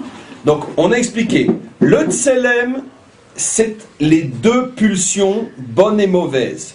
Avec le chidouche incroyable qu'on a expliqué, le bon n'est pas dans l'âme et le mauvais n'est pas dans le corps, contrairement à toute la vision des autres religions. Le péché du corps, le péché de la chair, chez nous, c'est une pure invention, cette chose-là. La chair n'est pas plus péché que l'âme. Et donc, maintenant, on continue. Deuxième chidouche du Hari Akadosh, c'est que le Tselem, d'où vient-il? Eh bien, du monde des malachim, du monde des anges. Donc, chidouche incroyable, l'homme est composé d'anges. Mais, en même temps, autre chidouche, contrairement à l'expression française, ange ou démon, non, chez nous, ange n'est ni bon ni mauvais, il peut être bon comme il peut être mauvais, et il s'appelle toujours ange. Cette vision de l'ange, mon petit ange, cette vision de l'ange, qui est forcément bonne et complètement fausse au regard du judaïsme, l'ange, en vérité, est aussi ange, soit bon, soit mauvais. Il va falloir comprendre pourquoi bon et pourquoi mauvais. Qu'est-ce que cela veut dire? Comment? Mais Malach Hamavet, c'est dans votre traduction française que vous lui donnez une connotation négative, cher ami, qui dit que Malach Hamavet c'est mauvais, qui dit que l'ange de la mort signifie quelque chose de mauvais. Comprenez ce que je veux dire? C'est 2000 ans de christianisme qui nous ont mis dans la tête que mort c'est forcément mauvais. Donc, dans le mot mavet, il n'y a pas une connotation mauvaise en hébreu. D'autant plus qu'on sait, pour d'autres raisons, que le mot vérité, émet, c'est le mot met, mort, rajouté d'une seule lettre, le aleph. Si le mot mort était tellement mauvais, comment la vérité pourrait, sur 3 lettres, 2 de ces lettres font allusion à la mort? Donc la mort, c'est pas forcément comme on le comprend dans le sens, etc. Mais laissez-moi juste continuer. Alors maintenant, Ve'u, alors on continue. Ve'em amalachim shel be'adam matzmo, le tselem sont donc ces anges qui sont dans l'homme lui-même. Ve'eno ha'adam matzmo, mais c'est pas ça le Adam. L'identité adamique ne se situe pas au niveau du tselem, puisque l'identité adamique se situe au niveau de la neshama. Or, remarquez, ce qui veut dire, comme il le dira plus tard, que la neshama, qui est l'identité adamique, se situe d'une manière plus intérieure que le tselem qui est l'ange, ce qui veut dire que l'adamique est encore plus intérieur que l'ange. Et là aussi, un nouveau chidouche absolument incroyable du Hari Akadosh, contrairement à la légende qui nous fait croire que les anges sont au-dessus de l'homme, dans le sens plus élevé, on voit dans ce texte-là que c'est le contraire. Adam est beaucoup plus élevé que l'ange, puisque Adam se trouve au niveau de la Neshama, et l'ange se trouve uniquement au niveau du Tselem. Donc il est extérieur par rapport à Adam. Il est intermédiaire. Donc effectivement, on peut dire que l'homme, dans le sens large, est en dessous des anges, mais Adam et les hommes adamiques sont largement au-dessus des anges. C'est la réponse de Moshe, en fait, qui est plus complexe qu'il ne paraît, quand il dit, nous on est de Bassar Vadam, quand il y a, les anges voulaient refuser qu'ils reçoivent la Torah. Nahon. Et en fait, c'est un décryptage autre. Mais bien sûr. C'est pas que nous on est en bas et vous êtes en haut, c'est qu'on est plus que vous. On est plus que vous, parce que nous on arrive justement, on arrive nous justement à la dimension bassar et non or, bien qu'on est dans ce monde matériel. Par contre, si vous étiez à notre place, j'aimerais bien voir comment vous vous comporteriez. Et effectivement, on le sait, mais bon, mais ça je le dis sans expliquer pour l'instant, 2 anges, entre parenthèses, n'ont pas voulu la création de Adam, parce qu'ils savaient que Adam était plus haut que eux, en disant, mais cet homme, ce Adam que tu veux créer, il va fauter. Qu'est-ce qu'a fait Hachem? Il les a fait tomber dans ce monde, et ils sont devenus le symbole de la débauche sexuelle. Ce sont ces fameux néphilim, ces fameux tombés, qui ont vu les filles des hommes et qui ont été avec les filles des hommes et qui ont provoqué le déluge. Ces fameux tombés, bah oui, ils sont tombés amoureux. L'expression « je suis tombé amoureux » ou « je tombe enceinte », qui sont deux expressions tellement crétines que je ne sais pas comment il peut y avoir une langue pour dire des crétineries pareilles. Qu'est-ce que peut dire « je suis tombé amoureux » ou « je suis tombé enceinte » ? Mais évidemment, parce que ceux qui tombent amoureux, généralement, ils foutent les femmes qui tombent enceintes. Ça veut dire que si pour toi l'amour c'est tomber, je comprends aussi qu'elle aussi elle va tomber mince un accident. Comprenez ? Donc l'expression française est savamment crétine. Et d'où elle est empruntée ? Eh bien de ce que la Torah dit, les Néphilim, qui fait allusion à cette débauche sexuelle, nos maîtres disent que ces tombées-là, d'accord ? Eh bien en vérité c'était ces anges déchus qui ont critiqué la création de Adam. Hachem leur a dit, sachez que vous êtes pire que Adam, parce que Adam dans ce monde matériel arrivera à rester au niveau de la chair, mais vous allez tomber au niveau de la peau. Comprenez ? Et donc c'est eux qui ont provoqué le déluge. Alors est-ce que Yetzer Hara et Yetzer Tov, c'est de la Bria même? C'est la Yetzira, c'est le monde de la Yetzira. Ah voilà, c'est pas la Bria même. Non. Alors pourquoi on dit Betzelem Elohim bara On va otam? y arriver, Nathan. On va y arriver. On n'a même pas commencé le commencement. On va y arriver. Croyez-moi, Bémet, on n'a même pas commencé le commencement. Non, mais Etzel, il y a aussi Etzel. Regardez ce qu'on dit. Vélo nikra, donc, l'homme.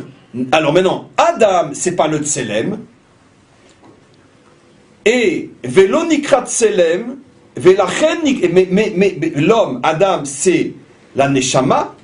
Ce qui veut dire qu'en vérité, Adam est composé d'une certaine manière de 3 parties, dont 2 ne sont pas lui.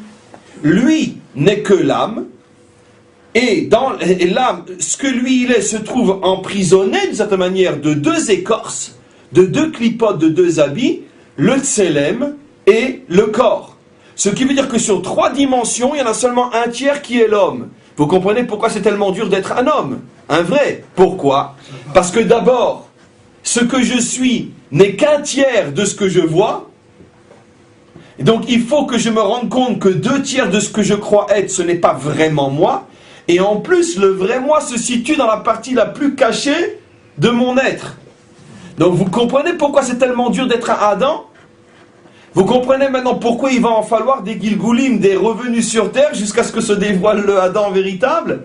Puisque comment un homme peut-il facilement arriver à la conclusion que 2 tiers de son existence ne sont pas vraiment lui-même, et que le tiers qui est vraiment lui-même se trouve tellement caché à l'intérieur du visible qu'il va falloir casser de nombreuses écorces avant d'arriver au vrai. Dit d'une autre manière, combien d'écorces faut-il briser pour arriver au vrai Adam ? 10.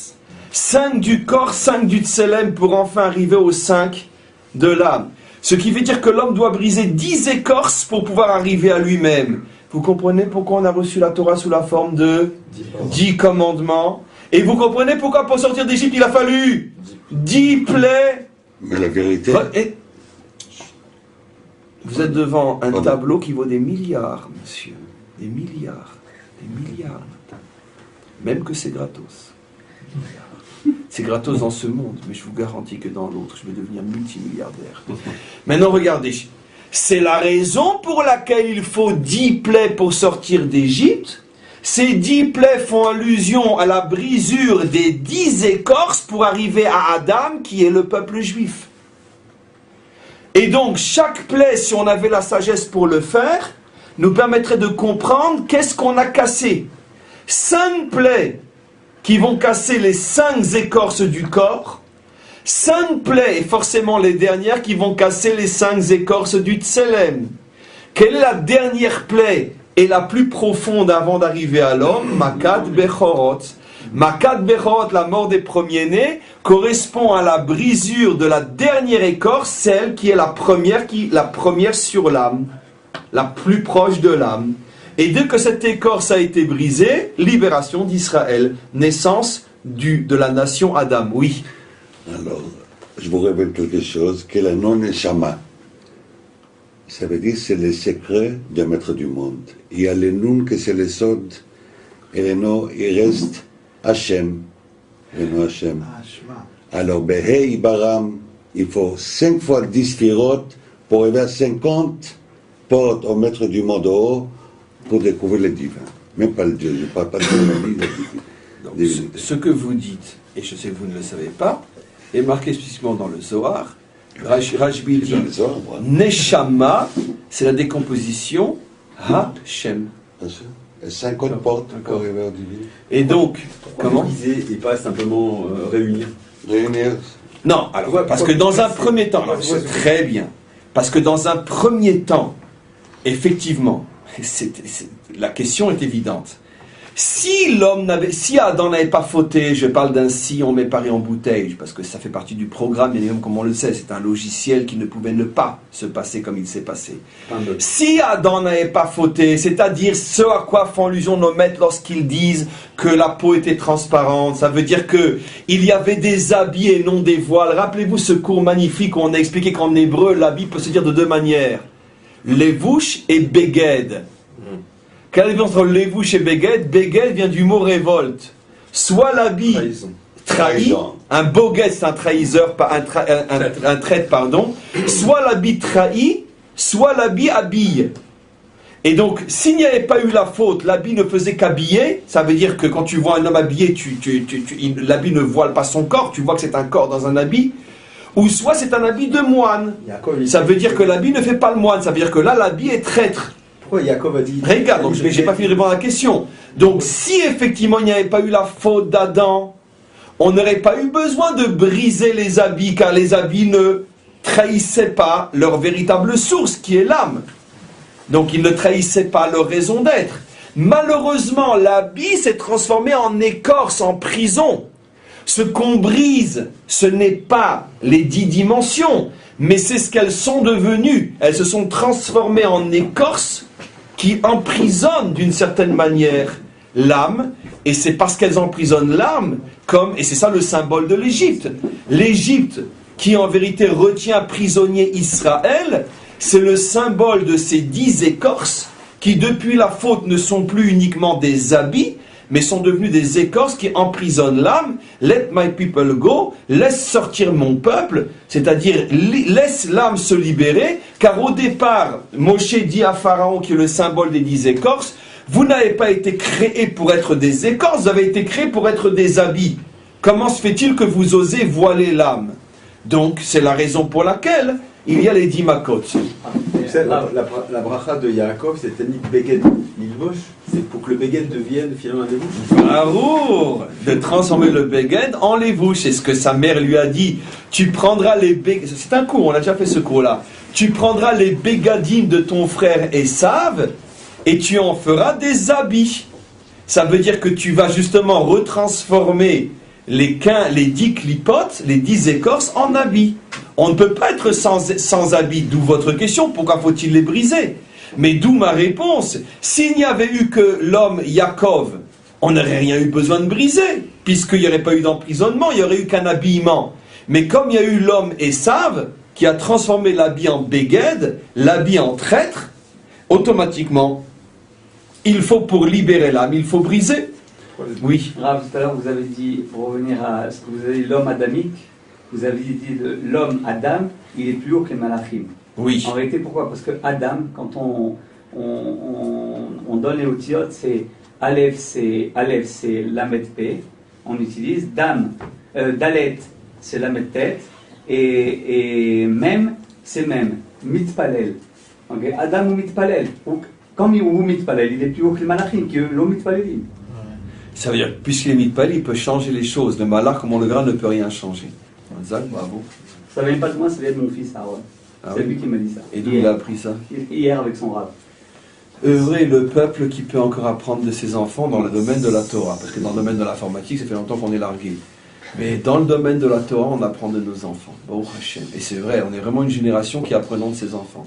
Baruch Hashem. C'est ce que disait Malachi, que c'est les enfants qui ramèneront le cœur. Même si le Tselem, c'est, on disait, on n'a pas encore... J'ai pas commencé le cours. Non, j'ai bien, c'est 5 niveaux, mais 2 énergies. Et qu'on parle maintenant de voir d'une certaine manière le surmonter, ça veut dire qu'il faut aller au-delà de la dichotomie Yetzertov, etc. Mais bien sûr. Et Yetzertov compris. Mais bien sûr, même Yetzertov. Qui dit Yetzertov dit Yetzerara, c'est ce qu'il veut dire. C'est parce qu'il y a Yetzertov qu'il y a Yetzerara. Mais ça, bon, ça c'est le prochain cours, c'est déjà plus le cours d'aujourd'hui. C'est le cours, si Dieu veut, le dimanche prochain. Mais on continue, j'ai pas terminé encore, même le texte. Velachem nikrat tselem.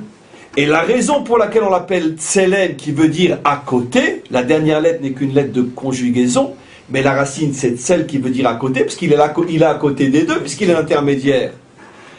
Et c'est la raison pour laquelle on l'appelle tselem, qui fait allusion ou d'avar memutza, qui veut faire allusion au fait qu'il est entre les deux, ben atsura, entre l'âme, donc il est autant à côté de l'âme, ve'achomer, qu'autant qu'à côté du corps, de la matière.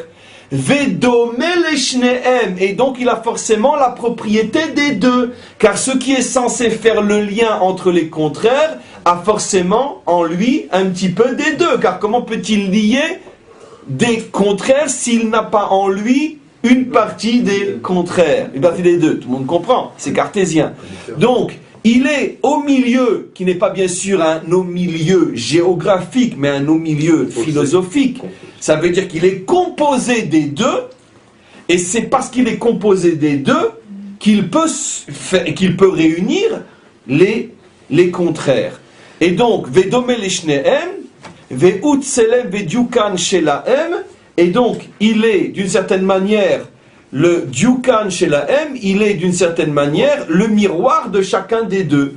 Ça veut dire que le gouffre se retrouve, le corps se retrouve dans le tselem, parce que le tselem lui envoie son image à lui du corps, mais en même temps, le tselem a la capacité d'être en même temps le miroir de l'âme. C'est comme si vous aviez un miroir triangulaire, ou comme vous le voulez, et que deux personnes se regardent dans le même miroir, mais qui a deux faces, et que chacun voit le reflet de sa propre face.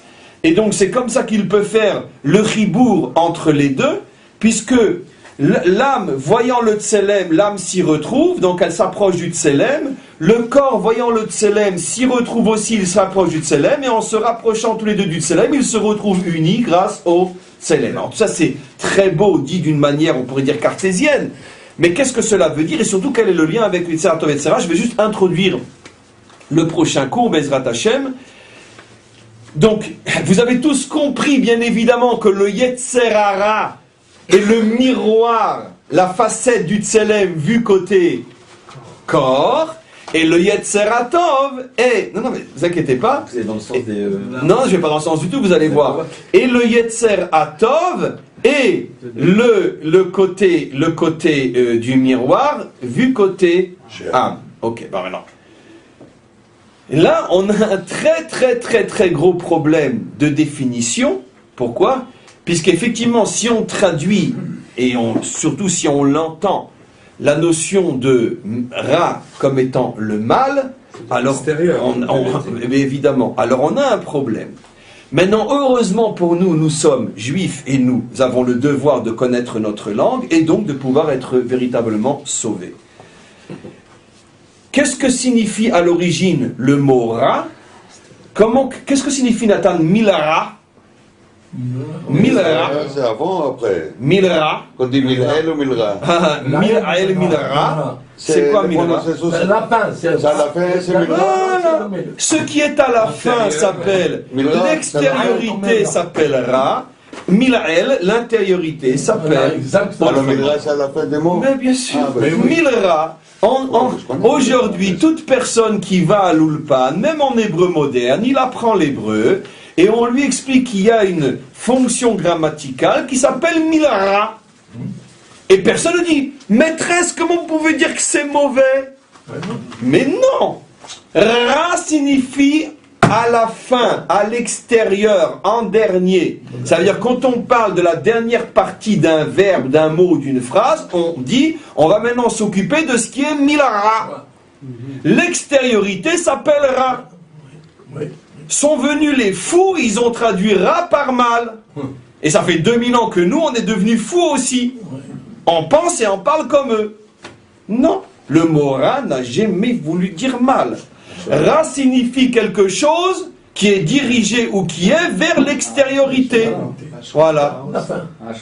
Oui, mais encore une fois, quand tu dis que là on étudie la science des sciences, n'oublions pas, on est ici dans dans l'aspect le plus profond de la Torah d'Israël, et encore à un autre niveau, ça veut dire on est encore dans la rue de cet aspect-là, et encore dans la rue, dans les rêves de la rue.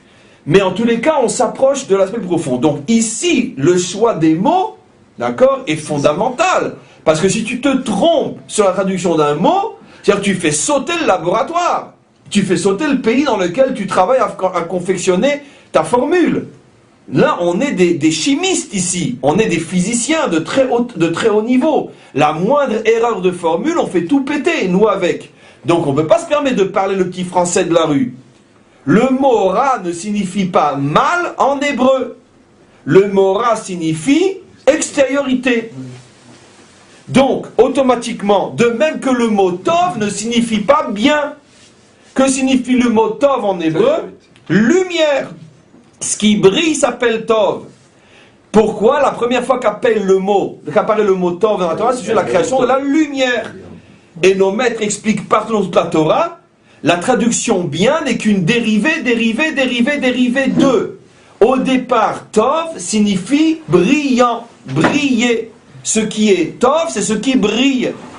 Ce qui est ra, c'est ce qui est à l'extérieur. Pourquoi après, dans le langage de la rue, le mot ra va devenir le mal? Parce qu'évidemment, quand tu te tournes vers l'extériorité, automatiquement tu vas sombrer dans le mal. Mais le mal n'est que l'aboutissement d'un mécanisme qui, au départ, n'a pas de connotation négative. Ça dépend ce que tu en fais. Donc on comprend très bien, qu'est-ce que c'est le Yetzer Hara? Ce sont toutes les pulsions qui me poussent vers le monde de l'extériorité, mais il n'y a aucun mal en soi. Si en même temps je me rappelle qu'il y a aussi des pulsions qui me poussent vers le monde de l'intériorité. Donc qu'est-ce que fait le Tselem? Le Tselem veut réunir le corps et l'âme. Mais l'âme est le monde de l'intériorité, le corps est le monde de l'extériorité. Le corps ne connaît qu'une seule langue, le langage de l'extériorité. L'âme ne connaît qu'une seule langue, le langage de l'intériorité. Donc qu'est-ce qu'on fait? Ils ne parlent pas la même langue. Donc qu'est-ce qu'on fait? On va mettre entre eux un traducteur. C'est comme ce qu'a fait Yosef avec ses frères. Pour leur faire croire qu'ils ne connaissaient pas leur langue, il a mis un mélitz, il a mis un traducteur. Le Tselem, c'est un traducteur. Il est entre le français du corps et l'hébreu de l'âme. Et donc il doit traduire. Parce que le corps ne connaît que le français et l'âme ne connaît que l'hébreu. Et donc il faut un traducteur entre les deux. Ce traducteur parle les deux langues. Quand il parle à l'âme, alors l'âme demande, qu'est-ce qu'il a dit le corps? Alors qu'est-ce que fait le Tselem? Eh bien il se dirige vers l'âme, Yetzer Tov, vers ce qui est lumière. Pourquoi l'âme est appelée lumière? Parce que qui? Ner Adam Nishmat, Ner Hashem Nishmat Adam, l'âme est appelée une bougie entre les mains de Dieu, donc elle évoque la lumière, donc c'est parce que ça lui est Tov. Et donc il lui parle en hébreu ce que le Tselem a entendu en français, et quand l'âme veut parler au corps, elle lui parle en hébreu, mais le corps ne comprend pas l'hébreu, alors le corps dit, qu'est-ce qu'elle dit? Alors qu'est-ce que fait le Tselem? Il a entendu le message de l'âme en hébreu et il rapporte le message de l'âme en français. Qu'est-ce que nous faisons nous? Eh bien nous, on est des Tselem. Puisqu'on apprend en hébreu et on traduit en français. Eh bien on fait le travail du Tselem, tout simplement. C'est exactement ce que fait le Tselem. C'est pour ça qu'un Tselem doit connaître au moins les deux langues qui lui permettent d'accomplir sa mission. Anglais, français, etc. Maintenant, vous comprenez, mes amis, pourquoi depuis le départ la Torah a été donnée avec une traduction en 70 langues, comme disent nos maîtres. Pourquoi Moshe, Hachem lui a demandé de traduire la Torah en 70 langues, en 70 langues. Bien évidemment, les traductions de Moshe n'avaient rien à voir avec les assassinats des Septante et de ce qu'est devenu la Bible grecque et malheureusement les religions qui sont nées de ce genre de traduction. Ça n'a rien à voir. Mais pourquoi dans l'esprit, puisque ces traductions on les a perdues, on ne les connaît plus, pourquoi Hachem avait, au même moment qu'il donne la Torah en hébreu à Moshe, il lui a demandé de la traduire en 70 langues et d'inscrire les traductions sur 70 pierres, rappelez-vous? Parce que justement, pour évoquer ce problème du Tselem, puisque la vocation d'Israël étant de pouvoir s'adresser au monde entier, mais sans trahir l'hébreu, ce qu'on traduit toutes les traductions, ce qu'on fait, toutes les traductions, Et d'où vient l'expression traduction, trahison? C'est ça le fameux Beged Levouche. Au lieu d'être un Levouche, c'est devenu un Beged. Et d'où les religions de la trahison ou de la substitution. Donc maintenant on comprend bien. Le rôle d'Israël était aussi de servir de Tselem aux nations. Israël est le seul peuple et sera pour l'éternité le seul peuple qui reçoit la parole en hébreu, ce qu'il faut traduire, qui reçoit la parole authentique. Et il est donc le seul peuple qui peut, par sa bouche, transmettre aux nations la parole authentique dans le langage des nations. Qu'est-ce qu'ont fait les nations? Elles ont dit, on ne veut pas d'Israël. On veut directement comprendre par nous-mêmes. Elles ont transformé l'habit en trahison, les vouches en béged, et on voit ce que ça a donné. Comprenez? Et donc automatiquement, jusqu'au jour où les nations fassent l'aveu difficile, j'aimerais pas être à leur place, mais difficile du fait qu'elles n'arriveront jamais à Dieu sans nous. Sans nous en permanence, parce que nous sommes les seuls à pouvoir leur expliquer l'hébreu en français. Et donc le jour où elles comprennent ça, c'est la délivrance finale. C'est pour ça que d'une certaine manière, c'est ce qui va se passer concrètement au moment de la délivrance finale. Ça veut dire que les peuples vont entendre à nouveau, pour la première fois depuis des millénaires, la Torah dans leur langue, mais sortie de la bouche d'un juif authentique, et non d'une traduction de grec ou de latin ou je ne sais quoi. Ou même la traduction du rabbinat qui ne vaut pas mieux que les leurs, puisque de toute façon, le rabbinat est tellement chrétienne qu'on se demande si c'est des rabbins qui l'ont traduite. Et donc, quoi qu'il en soit,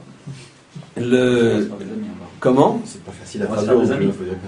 C'est sûr que c'est parti de la Il n'y a traduire. pas que le Rafizi, il lisait les livres de Méchonique, Henri Méchonique, il prend toutes les traductions juives dans l'histoire et il fait une critique, et pourtant... Mais c'est évident que c'est très difficile. C'est très difficile de traduire la Torah, c'est vrai. Mais les raccourcis sont extrêmement dangereux et criminels.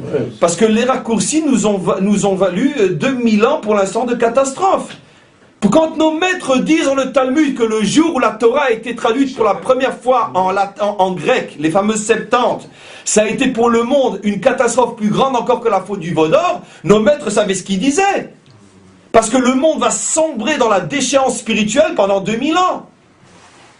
Tout celui qui aujourd'hui ouvre la Bible et la lit dans sa traduction, se tire une balle dans sa tête spirituelle. C'est une véritable catastrophe. Et donc, c'est pour ça que la délivrance du monde dépend d'abord du retour du monde à la lecture juive de la parole d'Hachem. Et donc, en tous les cas, je termine le cours d'aujourd'hui. Donc, on comprend que Yetzer Ra, c'est la partie du Tselem qui parle le langage du corps, et qui peut devenir après mauvaise si le corps commet à ce moment-là l'erreur de dire « Non, je ne veux entendre que dans ton langage à toi, ne me transmets pas ce que dit l'âme. » Substitution d'Israël. Je ne veux que l'entendre en français, je ne veux pas que tu me rapportes en français ce que l'âme dit en hébreu. Je suis suffisamment grand pour me débrouiller tout seul en l'entendant uniquement en français. Et le Yetzer Hatov, lui, qui est la partie du Tselem tournée vers l'âme, lui aussi, comme on le verra par la suite, a un très très grand problème. C'est que s'il garde le langage en hébreu pour lui et ne comprend pas qu'il a la mission après de le dire en hébreu français pour les autres, alors il faillit aussi à sa mission. C'est la raison pour laquelle, comme j'expliquais, Moshe a eu l'ordonnance de traduire immédiatement en 70 langues. Encore une fois, avec toute la différence plus que fondamentale de sa traduction à lui, que le monde n'a pas mérité de garder. Même nous, Israël, nous n'avons plus cette traduction, la traduction de Moshe. Il faut savoir que pendant longtemps, notre peuple l'avait, elle s'est perdue. Il a traduit la Torah en 70 langues. Sur les tables de chaux qui étaient avant la traversée du Jourdain. Oui, mais ces pierres-là ont été perdues. Elles sont restées pendant quelques décennies ou siècles visibles par tout Israël. Je ne sais plus, mais je sais que l'on sait, moi je ne sais plus à quelle époque ces pierres ont disparu. Peut-être prises, emmenées, etc., ou carrément disparues par des tremblements de terre, ou je ne sais quoi. C'était sur la rive ouest du Jourdain, à l'endroit plus ou moins de Jéricho, à l'endroit de Jéricho d'aujourd'hui. Ils ont traversé le Jourdain. À cet endroit-là, ils ont élevé ces fameux 12 pierres, et après encore 70 pierres. Et pardon. Gilgal, qui est l'endroit où ont été écrits en 70 langues sur 70 pierres, c'est un endroit qui se trouve dans la région de Shrem, dans la région de Naplouse aujourd'hui. Gilgal était dans la région de... Jusqu'à aujourd'hui d'ailleurs, il y a une région qui s'appelle Gilgal, qui est dans la région de Naplouse, Shrem. Et donc c'est là-bas que la Torah a été écrite en 70 langues. Pendant très longtemps, Israël possédait ces traductions. Elles ont disparu même de nous, et je sais, parce que je le sais, que même les grands d'Israël ne la connaissent pas, cette traduction. Elle a complètement disparu. Ça sera l'un des apports du Mashiach, c'est qu'il va être capable de redonner aux nations la parole biblique telle qu'elles doivent l'entendre dans leur langue, ce qui est beaucoup plus complète que uniquement la traduction en français que nous faisons ou qu'un autre en anglais, etc. Il s'agit ici pas seulement d'une traduction dans la langue, mais il s'agit d'une traduction aussi dans l'esprit. Parce que l'esprit anglo-saxon ne peut pas recevoir la parole d'Hachem comme l'esprit européen, ou etc., ou chinois, ou japonais, ou africain. C'est absolument évident que la langue n'est que la traduction la plus extérieure de l'esprit, de la mentalité de la nation. Donc le Mashiach va être capable non seulement de parler la langue, en vérité, c'est pas qu'il va parler la langue, c'est tout simplement qu'avec les programmes informatiques aujourd'hui, lui fera son cours en hébreu et la traduction sera simultanée pour tous les peuples qui la recevront chez eux directement avec traduction. Mais la force du Mashiach, c'est qu'il sera capable de le dire, une seule parole sortira de sa bouche et elle sera traduite en 70 mentalités qui feront que les Africains, les Chinois et les Européens, etc., lorsqu'ils entendront cette parole-là, tout de suite se sentiront concernés, diront oui, c'est la parole qu'on attendait depuis des millénaires, et d'une certaine manière se rattacheront à ce moment-là au projet. Donc c'est un vaste projet, vaste programme. Ce qui est intéressant, c'est que ça peut être aussi pour nous aussi un programme aussi au niveau de la Parnassa. Celui qui trouvera le logiciel capable de faire passer aussi la sensibilité au niveau de la mentalité, pas seulement une traduction, celui-là il sera très riche à ce moment-là parce que ce programme-là va coûter très très cher. Pour l'instant il s'appelle Babel le programme. C'est intéressant, mais c'est intéressant, mais regardez, pour l'instant le programme de traduction s'appelle Babylone, mais c'est intéressant, parce que la traduction est censée justement raccrocher et fidéliser, et là elle s'appelle Babylone du sens de la dispersion des langages, justement comme pour montrer tout à fait le contraire. Amen, v'chen yiratzon.